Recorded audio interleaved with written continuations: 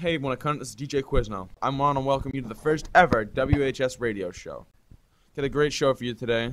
Aside from the fact that it's the first one, we've got a lot of stuff to go over. So we're going to start with a tech review with one of the tech teachers, Mr. Cassimus, Mr. Corkery, the English intern, for a music review. And we're going to finish it off with myself, and we're going to do some miscellaneous news. Mr. Corkery with me. How are you doing today?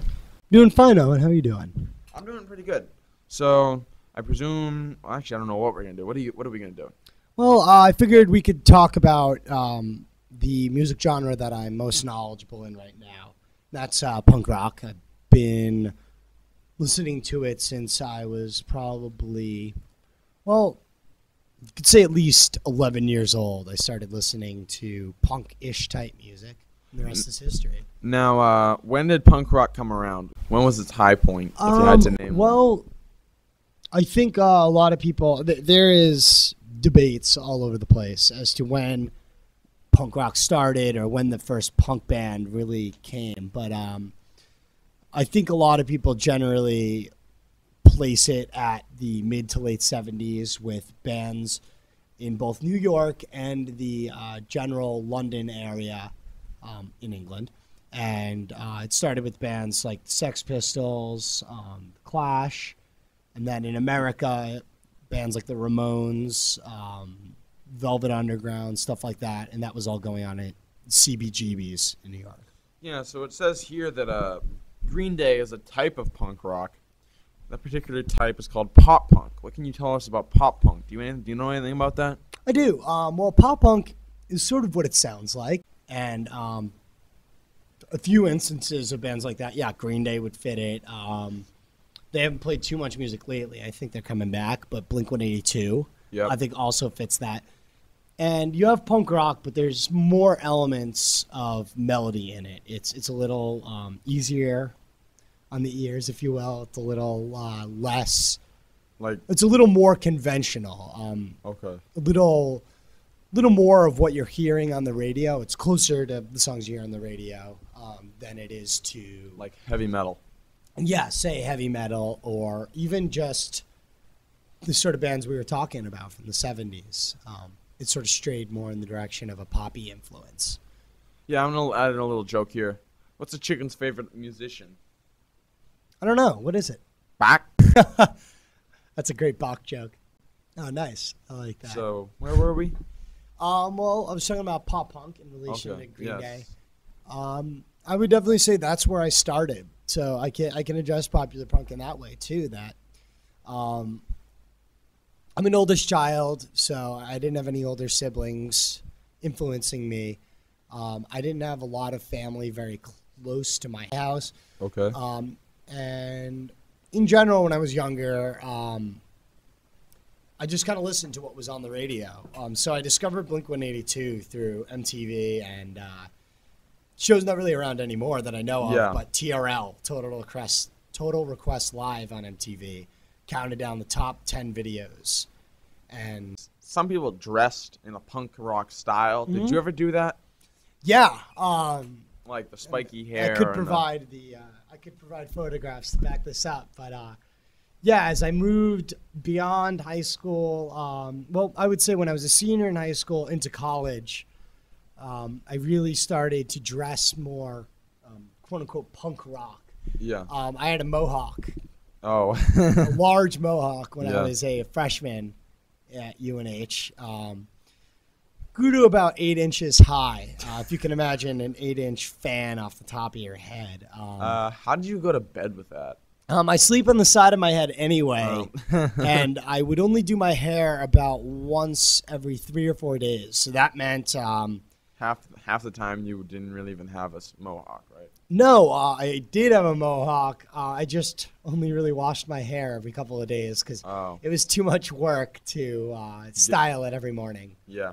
Plus, I hate styling my hair. I think all guys do. Yeah. That's why I lost the mohawk. That's why I got rid of the mohawk. Yeah.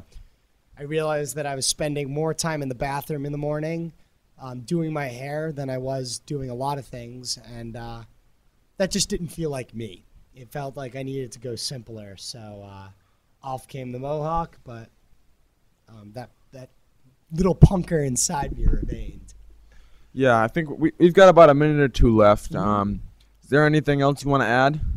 Well, I guess I'll address real quick the idea. A lot of people will say that punk rock is dead, or saying that it died with the Sex Pistols in the 70s or died in the 80s. Everyone's got their idea of when punk died. And I would like to confirm here, this is a WHTV radio exclusive. Punk rock is not dead. It is often mistaken as dead because it smells that way. That is just because punks often don't shower, but punk rock is alive and well. Okay, thank you, Mr. Corkery. Thank you very much. You're welcome. And It's a pleasure. we're gonna finish this article off. Okay, when I count it, we're back. It's DJ Quizno. Now we're gonna do a food review. Today's lunch, Tuesday, October 4th, 2011. We got Shayna Silva with me here today. Good morning! What a gas! I'm here with Owen Hayes. Right. Yeah. So how'd you like the lunch? Well, I'm not really a big fan of barbecue sauce, so I was a little disappointed that it was pasted on so thick. But after I wiped it off, it was pretty good. And I had some mixed greens with it and some ranch dressing. And strawberry shortcake, that was really good. Except I was a little thrown off because I thought it was ice cream and it was whipped cream. So I took a big bite of whipped cream and I was a little thrown off by it. But it was still good. Overall, good quality lunch today. Okay. On the other hand, I really like barbecue, and although I don't know, it wasn't that good because I mean it's almost like fast food, but it was better than fast food. Strawberry shortcake, yeah, I guess. My mom makes the best strawberry shortcake in the world. That doesn't even come close. But salad, I got a salad instead of the veggie sticks. It's good. I mean, I don't really like I like the salad. I don't like the salad. I like the dressing more. I'll admit it. I just eat the dressing sometimes. I don't know how healthy that is. Yeah, I know. It's not really. Okay, thank you, Shayna. You're welcome. I'll be back soon when I can. Don't you worry. Okay, when I count it, we're back. It's DJ Quizno. To finish out this edition of WHS Radio, I'd like to bring in the SRO of Winnicott, Mr. Officer Misakis. How you doing today? Pretty good. Okay, so to start things off, before we get into the interview, what does SRO mean? It stands for School Resource Officer. Okay. And what education did you need to get into the police and then into this position? Well, after high school, I went to Northeastern University in Boston, where I got my bachelor's in criminal justice. So what is criminal justice? It's a course that they offer that for candidates that want to go into law enforcement or legal career. It just helps them prepare for it. Okay, so second of all, what did you do before you became the SRO here? I worked patrol, usually on midnights, for the Hampton Police Department. Now, what do you mean patrol? I got in a cruiser and I patrolled streets. Like drove around? Correct. Okay, now that you're here as an SRO, what do you do? Well, I promote a safe learning environment for kids to learn, whereas, if there's any issues of kids violating the law through harassment, drugs, alcohol, such natures as that, they would have to deal with me, and I would take corrective action. Okay, so for our next question is, do you like what you do? I love what I do. So what do you like about what you do? Well, I get to meet a lot of kids. This is my 5th year here, and I've met a lot of friends now. It's given me a different perspective on how a police officer is with, the public.